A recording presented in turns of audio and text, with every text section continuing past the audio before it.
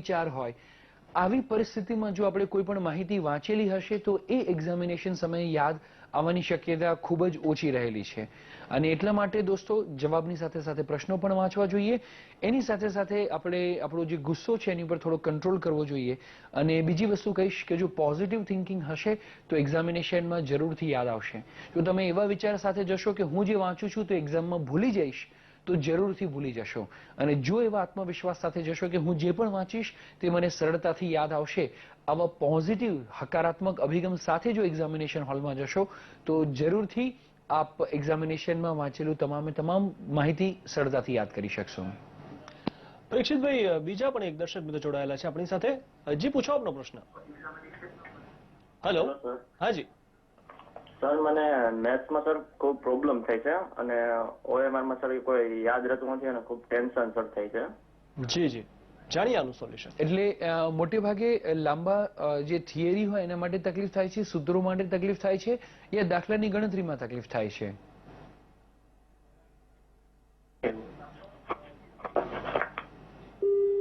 લાગે છે કે કોલ કપાઈ ગયો છે. ઓકે. વિદ્યાર્થી મિત્રો, જો તમને સૂત્રો યાદ ન રહેતા હોય તો એના માટે સ્ટડી પોસ્ટર ટેકનિક આપને ખૂબ જ મદદરૂપ થશે. જે સૂત્રો તમને યાદ રહેતા નથી એ સૂત્રોને એક પોસ્ટર બનાવી A4 સાઇઝનું કોઈ પેપર લેવામાં આવે અને સ્કેચ પેનથી કલરફુલ રીતે, અટ્રેક્ટિવ રીતે જો એ સૂત્રોને લખી દેવામાં આવે અને તમારા વોશ બેઝિનની બાજુમાં યા તમે જે પણ જગ્યાએ જમવા માટે બેસો છો ત્યાં આગળ યા તમારા બેડની સામે યા તમારા સ્ટડી ટેબલની સામે આવી રીતે 2 યા 3 અલગ અલગ જગ્યા પર પોસ્ટર લગાવી દેવામાં આવશે. તો જ્યારે હવે તમે બ્રશ કરી રહ્યા છો, બ્રશ કરતી વખતે માત્ર તમારો ચહેરો જોવાની જગ્યાએ બાજુમાં થોડીક તમારી નજર સૂત્રો ઉપર ફેરવશો તો 2 કે 3 દિવસમાં એ સૂત્રો સરળતાથી યાદ રહી જશે. લાંબા સવાલ જવાબ યા પ્રમેયને જો યાદ રાખવું હશે તો રીડબેક ટેકનિક ખૂબ જ ઉપયોગી રહેશે. એટલે સીધું, ઊંધું અને સીધું 3 સિક્વન્સમાં જો એ વસ્તુને વિઝ્યુઅલાઇઝ કરશો તો ખૂબ જ સરળતાથી યાદ રહેશે. અને દાખલા ગણવામાં જો તકલીફ થતી હોય તો મિક્સમાં સમ સોલ્વ કરવા એ ખૂબ જ ઉપયોગી રહેશે તમને. એટલે કોઈ એક સમયે કોઈ એક જ લેસનને ધ્યાનમાં રાખી અને પ્રશ્નો સોલ્વ ન કરતા, દાખલાને ન ગણતા 2 યા 4 ચેપ્ટર્સના દાખલા સાથે સોલ્વ કરવામાં આવે તો તમને એક્ઝામમાં ખૂબ જ રાહત રહેશે. પરીક્ષિતભાઈ, બીજા પણ એક દર્શક મિત્ર આપણી સાથે જોડાયેલા છે. જી, પૂછો આપનો પ્રશ્ન. હેલો. હાજી. હેલો. હા, બોલો બોલો.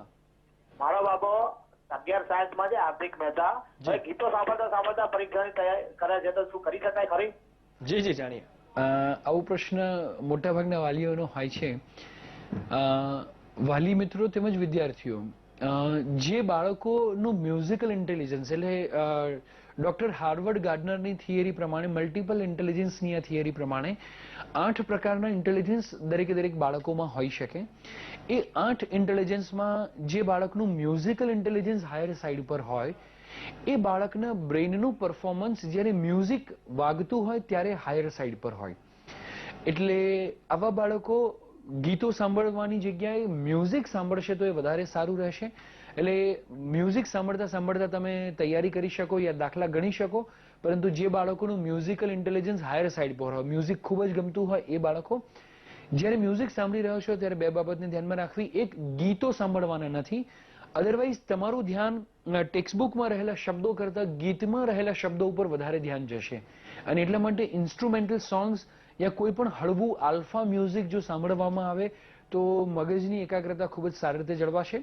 બીજી બાબત, ઘણા બધા વિદ્યાર્થીઓ ઇયરફોનનો ઉપયોગ કરી અને સાંભળતા હોય છે, પરંતુ ઇયરફોન એ કાનના પડદાને નુકસાન કરતું હોય છે. અને એટલા માટે તમારી પાસે સ્પીકર યા મોબાઈલમાં સ્પીકર ફોન ઓન કરી યા તો સ્પીકરનો ઉપયોગ કરી અને ધીમા અવાજે મ્યુઝિક સાંભળવું જોઈએ. તો તૈયારી કરવામાં ખૂબ જ સહાયરૂપ રહેશે. પરીક્ષિતભાઈ, બીજા એક દર્શક મિત્ર જોડાયેલા છે આપણી સાથે. જી, પૂછો આપનો પ્રશ્ન. સર, હું ગુજરાતી મીડિયમમાં ભણું છું. જી. અને હું 9મામાં ભણું છું. મારે ઇંગ્લિશમાં MCQમાં ખૂબ જ તકલીફ થાય છે અને બેઝિક ગ્રામરમાં. જી જી, જાણીએ એનું સોલ્યુશન. ગુજરાતી મીડિયમમાં ભણતા વિદ્યાર્થી મિત્રોને અંગ્રેજીમાં ખૂબ જ તકલીફ પડતી હોય છે. સ્પેશિયલી જે વિદ્યાર્થીનો પ્રશ્ન હતો કે જે MCQ ટાઈપ, એટલે એમાંથી કોઈ પણ અંદરથી પ્રશ્ન પૂછવામાં આવે ત્યારેનો જવાબ કદાચ મગજમાંથી શોધી શકાતો નથી. આવા તમામ વિદ્યાર્થીઓને મારે કહેવું છે કે જે ગુજરાતી મીડિયમમાં ભણે છે અને અંગ્રેજી વધારે સારી રીતે શીખવું છે એમને ઓડિયો રેકોર્ડિંગ ટેકનિક ખૂબ જ મદદરૂપ થશે. કોઈ પણ લેંગ્વેજ જે ઇંગ્લિશ મીડિયમમાં ભણે છે પરંતુ એમને હિન્દી યા સંસ્કૃત યા ગુજરાતીમાં તકલીફ પડે છે તો એમના માટે પણ ઓડિયો રેકોર્ડિંગ ટેકનિક ખૂબ જ મદદરૂપ થઈ શકશે. જે પણ પ્રશ્નો છે યા જે પણ માહિતી છે એને મોબાઈલની અંદર યા MP3 પ્લેયરમાં યા કમ્પ્યુટરમાં રેકોર્ડ કરી દેવામાં આવે અને એને ધ્યાનથી 2 યા 3 વખતે સાંભળવામાં આવશે તો એ વસ્તુ તમને સરળતાથી યાદ આવશે. એટલે તમને ઓડિયો રેકોર્ડિંગ ટેકનિક ખૂબ જ મદદરૂપ થશે.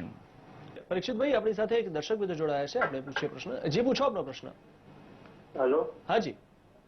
સર, હું સાગર વાઘેલા બોલું છું ભાવનગરથી. હા બોલો. અને હું 12th સાયન્સમાં અભ્યાસ કરું છું. જી. એટલે મારે સરને સવાલ પૂછવાનો હતો કે એક્ઝામ દરમિયાન ફિઝિક્સ, કેમેસ્ટ્રી, મેથ્સમાં ને તેમાં રજા નથી આવતી, જી. તો તે દરમિયાન આપણે કેવી રીતના તૈયાર કરી શકીએ કે એક દિવસમાં આપણે સંપૂર્ણ અભ્યાસક્રમ વાંચી શકીએ? જી જી જાણો. ઓકે. આ સમયે જે ખૂબ જ અગત્યના પ્રશ્નો છે એક્ઝામ પોઈન્ટ ઓફ વ્યૂથી જે IMP ક્વેશ્ચન્સ છે એ ક્વેશ્ચન અને એના પૂરેપૂરા આન્સર વાંચવાની જગ્યાએ જો એના માત્ર મુદ્દાઓ જો તમે એક ડાયરીમાં નોટ ડાઉન કરેલા હશે અને માત્ર મુદ્દાઓને જો તમે વાંચો તો તમારા માટે ખૂબ જ ઉપયોગી રહેશે. મુદ્દાને વાંચ્યા પછી જે માહિતી અંદરની ડિટેલમાં તમને યાદ ન આવતી હોય માત્ર એ જ વિગત વાંચવી જોઈએ. મોટાભાગના વિદ્યાર્થીઓ એક્ઝામના આગળના દિવસે જે માહિતી પહેલેથી આવડે છે, જે ખૂબ જ પહેલેથી સારી રીતે તૈયાર થયેલી છે એ જ વસ્તુના રિવિઝનમાં ટાઈમ વેસ્ટ કરી દેતા હોય છે. પણ મિત્રો, જે તમને આવડે છે અને માત્ર મુદ્દા અને પેટા મુદ્દા જોઈ જવા, જે માહિતીમાં તમને ડાઉટ લાગે છે માત્ર એને જ જો તમે ડિટેલમાં વાંચશો તો ઓછા સમયની અંદર તમે આવા અઘરા વિષયોનું પણ એક જ દિવસમાં રિવિઝન સારી રીતે કરી શકશો. પરીક્ષિતભાઈ, એક પ્રશ્ન એવો થાય કે એક્ઝામના વખતે કેવા પ્રકારના ટીવી પ્રોગ્રામ્સ જોવા જોઈએ? એક્ઝામ સમયે કેવા પ્રકારના ટીવી પ્રોગ્રામ જોવા જોઈએ એ બાબતનો જવાબ આપતા પહેલા મારે મગજ કેવી રીતે કામ કરે છે એક નાનકડો નિયમ આપવો છે કે આપણું જે મગજ છે એ રેફરન્સ થિંકિંગ એક્ટ આ નિયમ અનુસાર કામ કરે છે. ઇટ મીન્સ જે પણ રેફરન્સ આપણું દિમાગ આસપાસની દુનિયામાંથી લે છે, આસપાસમાંથી જે કાંઈ પણ જુએ છે એની ઉપર થિંક કરે છે અને એની જ ઉપર એક્ટ કરે છે, એની જ ઉપર કામ કરતું હોય છે. અને એટલા માટે અત્યારે જો વિદ્યાર્થીઓ મારધાડ, એક્શનવાળા યા એ પ્રકારના જો કોઈ પણ પ્રોગ્રામ જોવે છે યા એ પ્રકારની કોઈ પણ ગેમ્સ રમે છે તો એમના દિમાગમાં સતત એ પ્રકારના વિચારો રહેશે જે મગજને વાંચતી વખતે યા એક્ઝામ્સમાં એકાગ્રતા જાળવવામાં ખૂબ જ લાઈક એમ કહી શકાશે કે ખૂબ જ નુકસાનકારક એમના માટે રહેશે. અને એટલા માટે હળવા માઇન્ડને ફ્રેશ કરે એવા કોઈ પણ કોમેડી પ્રોગ્રામ્સ હોઈ શકે યા કોઈ પણ ઇન્સ્પિરેશનલ પ્રોગ્રામ, જેમ કે અત્યારનો આપણો આ પ્રોગ્રામ છે, આવી રીતના કોઈ પણ એવા પ્રોગ્રામ જેમને ઇન્સ્પિરેશન આપે, જેમને મોટિવેશન આપે એવા પ્રોગ્રામ્સ હોઈ શકે યા એમના મનને હળવું કરે, લાઈક તારક મહેતા કા ઉલ્ટા ચશ્મા યા એવી રીતના કોઈ પણ પ્રોગ્રામ કે જે એમના મનને હળવું કરે, આખા દિવસ દરમિયાન વાંચેલા ટેન્શનને ઓછું કરે એવા કોઈ ટીવી પ્રોગ્રામ જોવા જોઈએ. અને એ પણ દિવસમાં એટલે કે 24 કલાકમાં માત્ર અડધો કલાકથી વધારે ટીવી જોવું એ અત્યારે તમારી એકાગ્રતા તેમજ યાદશક્તિ બંને માટે થોડુંક ખતરારૂપ સાબિત થઈ શકે. તો માત્ર અડધો કલાક આસપાસ પ્રોગ્રામ જોવો જોઈએ અને હળવા ફૂલ પ્રોગ્રામ જોવા જોઈએ જે તમને મોટિવેટ કરે યા તમારા માઇન્ડને ફ્રેશ કરે. પરીક્ષિતભાઈ, કોડીનારથી આપણી સાથે એક દર્શક મિત્રો જોડાયેલા છે. જી પૂછો આપનો પ્રશ્ન. હેલો. હાજી, આપનો પ્રશ્ન પૂછો. મને ઇંગ્લિશમાં તૈયારી કઈ રીતના કરો તો મને વધારે યાદ થતી? ઇંગ્લિશ બહુ હાર્ડ લાગે છે. જી જી જાણીએ એના વિશે. ઇંગ્લિશમાં જ્યારે તૈયારી કરવાની હોય ત્યારે સૌથી પહેલા ઓડિયો રેકોર્ડિંગ ટેકનિક ખૂબ જ મદદરૂપ થશે. MCQ ટાઈપ કંઈ પણ તૈયાર કરવું હોય, એસે કે કંઈ પણ તૈયાર કરવું હોય, વિદ્યાર્થી મિત્રો તમે તમારા જ અવાજને રેકોર્ડ કરી અને ધ્યાનથી જો સાંભળશો તો સરળતાથી યાદ રહેશે. અગેન હું કહેવા માંગીશ કે જે ગુજરાતી ફેમિલી, ગુજરાતી બેકગ્રાઉન્ડ છે અને અંગ્રેજી તૈયાર કરવાનું હોય તો એ બ્રેઇનમાં અંગ્રેજી શબ્દ ભંડોળનો એ રેફરન્સ બ્રેઇનમાં નથી અને રેફરન્સ ક્રિએટ કરવા માટે અંગ્રેજી સાંભળવું એ ખૂબ જ ઉપયોગી નીવડશે. અને એટલા માટે તમે જે પણ પાઠ છે એને તમે રેકોર્ડ કરી ધ્યાનથી 2 વખત તમે સાંભળશો તો એ પાઠ તમને સરળતાથી યાદ રહી જશે. બીજી બાબત એ આવશે કે જ્યારે પણ તમે અંગ્રેજીને તૈયાર કરો છો ત્યારે પહેલેથી આત્મવિશ્વાસનો અભાવ હશે કારણ કે અંગ્રેજી થોડુંક ટફ છે.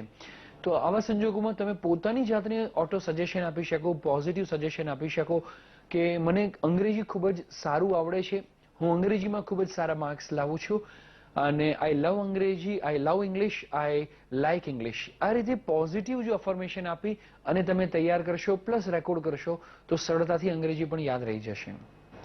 પરીક્ષિતભાઈ, જેવી રીતે તમે જે કીધું કે રેકોર્ડ કરીને સાંભળવું, તો હમણાં ઘણી બધા જે વિષયો હોય છે એની સીડી તૈયાર મળતી હોય છે, હા. વિડીયો અને ઓડિયોની સીડી. Yes, તો yes. એવી સીડી જોઈને અથવા સાંભળીને કેટલો ફરક પડી શકે? એ સીડી જે એજ્યુકેશનલ સોફ્ટવેર છે એ ખૂબ જ મદદરૂપ સાબિત થઈ શકે વિદ્યાર્થીઓને એવા પ્રશ્નો તૈયાર કરવા માટે કે જે પ્રશ્નોનો કન્સેપ્ટ ક્લિયર નથી. તો એ રેફરન્સ માટે આ સોફ્ટવેરનો ઉપયોગ કરી શકાય. પરંતુ ઘણા બધા વિદ્યાર્થીઓ જ્યારે આ એજ્યુકેશનલ સિરીઝ મમ્મી પપ્પા દ્વારા અપાવી દેવામાં આવતી હોય ત્યારે વાંચવાના ઓપ્શનમાં એ સીડી જોતા હોય છે.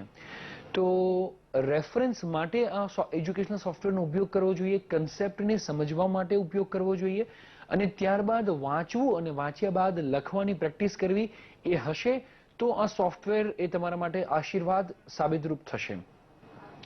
પરીક્ષિતભાઈ, એક દર્શક મિત્ર જોડાયેલા છે આપણી સાથે. જી, પૂછો આપનો પ્રશ્ન. Hello hello. હા બોલો. હા જી, આપનો પ્રશ્ન પૂછો. પ્રશ્ન એ છે કે રાત્રે આપણે ફૂલ નાઇટ વાંચવું કેટલું યોગ્ય રહે? જી જી, જાણીએ આના વિશે. ઓકે. સંશોધન પ્રમાણે 24 કલાકમાં લગભગ 7 કલાક આસપાસ ઊંઘવું અનિવાર્ય છે. એટલે ઘણા બધા વિદ્યાર્થીઓ એવા હોય છે કે જેમને વાંચવા માટે રાતનો સમય વધારે અનુકૂળ આવતો હોય છે. રાત્રે વાંચેલું સરળતાથી યાદ રહેતું હોય છે. રાત્રે આજુબાજુનું બીજું કોઈ ડિસ્ટર્બન્સ ન હોવાને કારણે તે સરળતાથી વાંચી શકતા હોય છે. તો તમે રાત્રે વાંચી શકો, પરંતુ 24 કલાકમાં 7 કલાક તમારી ઊંઘ પૂરી થાય એ પ્રમાણેનું પ્લાનિંગ કરીને જો તમે રાત્રે યા દિવસે યા સવારે યા અર્લી મોર્નિંગમાં જ્યારે પણ વાંચવું હોય તે પ્રમાણે વાંચી શકો. પણ 7 કલાકની ઊંઘ પૂરી થવી એ ખૂબ જ જરૂરી છે. એ પ્રમાણે તમે રાત્રે વાંચશો તો પણ તમને સરળતાથી યાદ રહેશે. પરંતુ ઘણા બધા વિદ્યાર્થીઓ રાત્રે મમ્મી પપ્પા જાગતા ન હોવાને કારણે વિદ્યાર્થીઓ વાંચતી વખતે ટીવી યા બીજા કોઈ સાધનોનો ઉપયોગ કરવા લાગી જતા હોય છે. તો આવા બાળકોને મારે ચેતવા છે કે રાત્રે મમ્મી પપ્પા સૂઈ ગયા છે અને તમે એકલા જાગી રહ્યા છો, તો મમ્મી પપ્પાએ તમારી પર વિશ્વાસ મૂક્યો છે અને તમને વાંચવા માટે અલાઉડ કરેલા છે, તો એ વિશ્વાસને તોડવો ન જોઈએ અને તમારું પૂરેપૂરું રાત્રે વાંચવા ઉપર ધ્યાન આપવું જોઈએ. પરીક્ષિતભાઈ, વિદ્યાર્થીઓનું વાંચવા લખવા માટેનું હવે પછીનું શેડ્યુલ કેવું હોવું જોઈએ?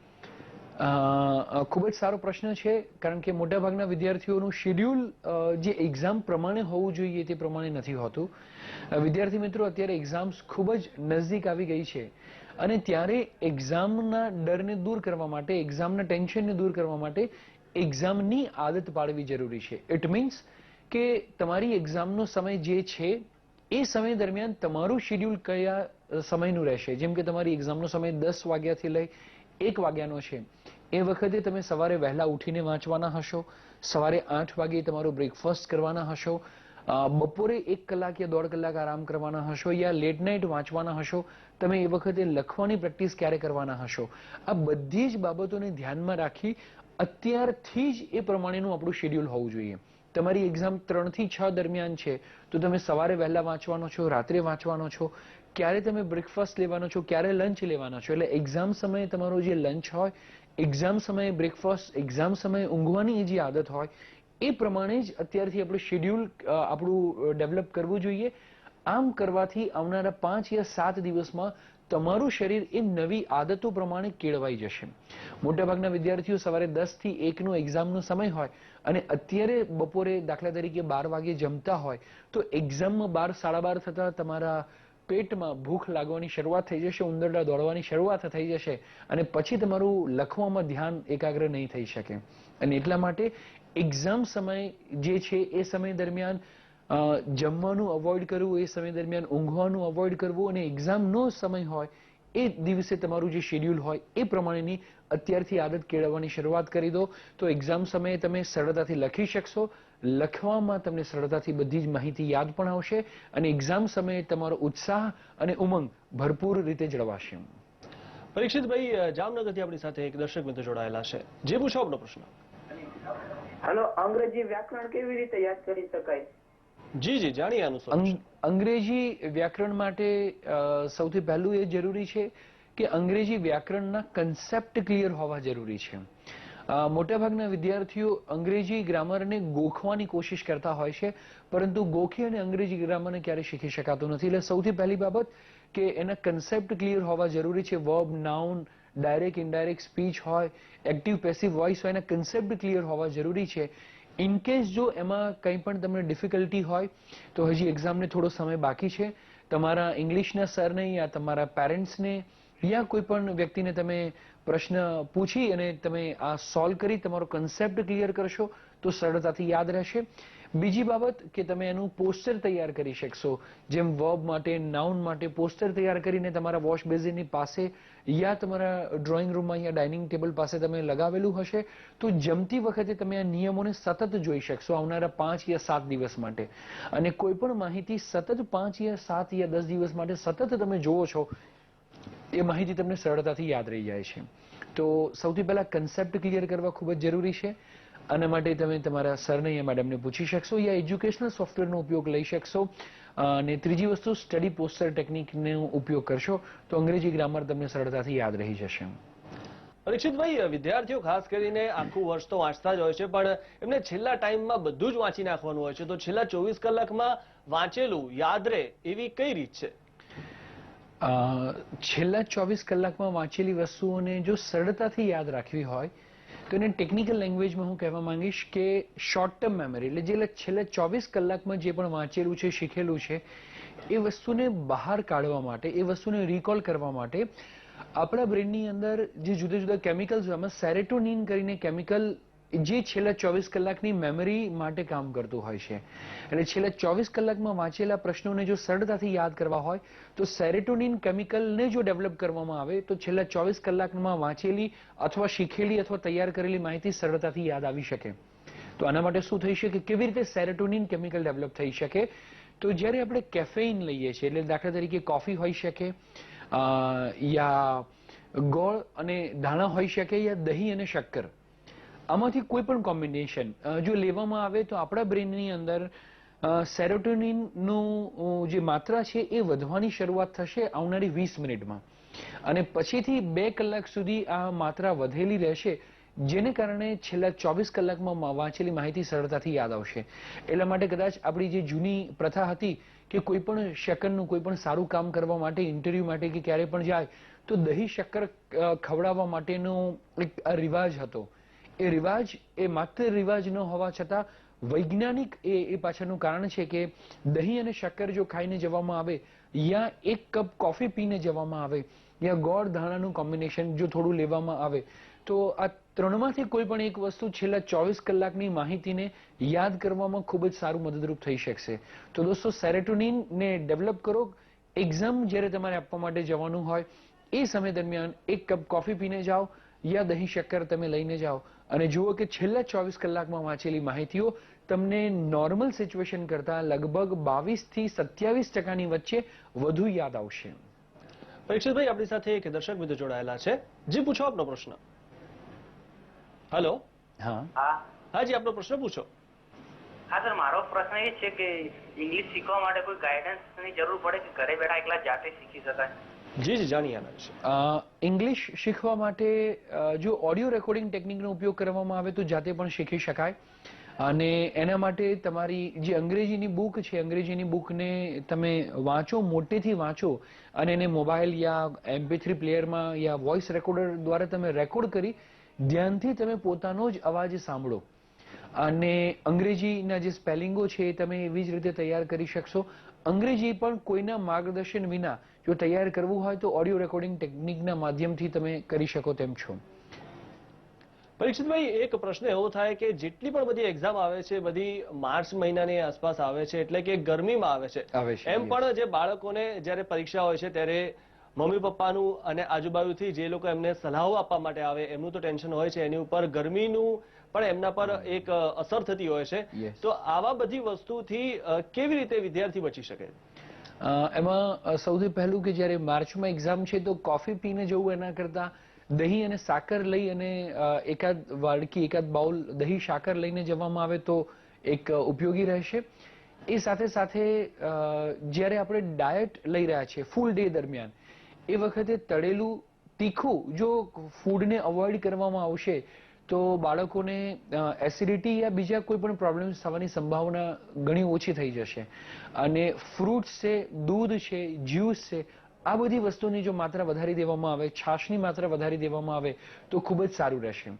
અને વિદ્યાર્થી મિત્રો ઘણી વખતે એક્ઝામને લઈ અને ટેન્શનમાં હોવાને કારણે ઊંઘી શકતા નથી. તો આવા વિદ્યાર્થી મિત્રો જ્યારે રાત્રે સૂવો છો ત્યારે 1 ગ્લાસ નવશેકું દૂધ પીવામાં આવે તો દૂધમાં રહેલું લેક્ટોવ્યોમિન કરીને જે તત્વ છે એ આપણા મગજને ઠંડુ પાડવા માટે, શાંત કરવા માટે તેમજ ઊંઘ માટે જવાબદાર આ પરિબળ છે. તો રાત્રે સૂતી વખતે જો દૂધ લેવામાં આવશે તો રાત્રે આરામથી સૂઈ અને પોતાની ઊંઘ પૂરી કરી શકશો અને એને કારણે શરીરમાં ઠંડક પણ સારી રીતે જળવાશે. અને દિવસ દરમિયાન દહીંનો યા જ્યુસનો યા ફ્રૂટ્સનો મેક્સિમમ ઉપયોગ કરીએ. તળેલું અને તીખું એક્ઝામ સુધી આપણે અવોઇડ કરીએ તો વધારે સારું રહેશે. પરીક્ષિતભાઈ, એક પ્રશ્ન દરેક દર્શક મિત્રોને થતો હશે કે તમારો જે વર્કશોપ અને સેમિનાર થાય છે તો એની માહિતી તેમને કઈ રીતે મળી શકે? અમારા કોઈ પણ સેમિનાર યા વર્કશોપ્સ આખા ઇન્ડિયામાં થતા હોય છે અને કયા સિટીમાં પ્રોગ્રામ ચાલી રહ્યો છે જો તમારે અટેન્ડ કરવો હોય તો સૌથી પહેલા તમે અમારી વેબસાઇટ પર લોગિન કરી અને જ્યારે પણ પ્રોગ્રામ હોય એની ઇન્ફોર્મેશન મેળવી શકશો parikshitjobanputra.com પરથી. પરીક્ષિતભાઈ, આપે જે માહિતી આપી એનાથી ચોક્કસ વિદ્યાર્થીઓનો ફાયદો થશે અને જેમના જે માર્ક્સ આવવાના છે એનાથી થોડાક તો વધારે ચોક્કસ આવશે. તો પરીક્ષિતભાઈ, આપ અહીંયા આવ્યા અને અમારા દર્શક મિત્રોને જે માહિતી આપી એ બદલ આપનો ખૂબ ખૂબ ધન્યવાદ. તો મિત્રો, આજનો અમારો આ કાર્યક્રમ અહીં જ પૂરો થાય છે, પણ એક વાત ધ્યાનમાં રાખી લો કે આ 10મા કે 12માની એક્ઝામ એ છેલ્લી એક્ઝામ નથી. હજુ તો જિંદગીમાં ઘણી બધી એક્ઝામ આવવાની બાકી છે. એટલે આ તો બહુ નાનકડી એક્ઝામ છે, એટલે આનાથી ડરવાની કોઈ જરૂર નથી. શાંતિથી અને એકદમ બિંદાસ રીતે એક્ઝામ આપજો અને તમે જીતી જ જશો.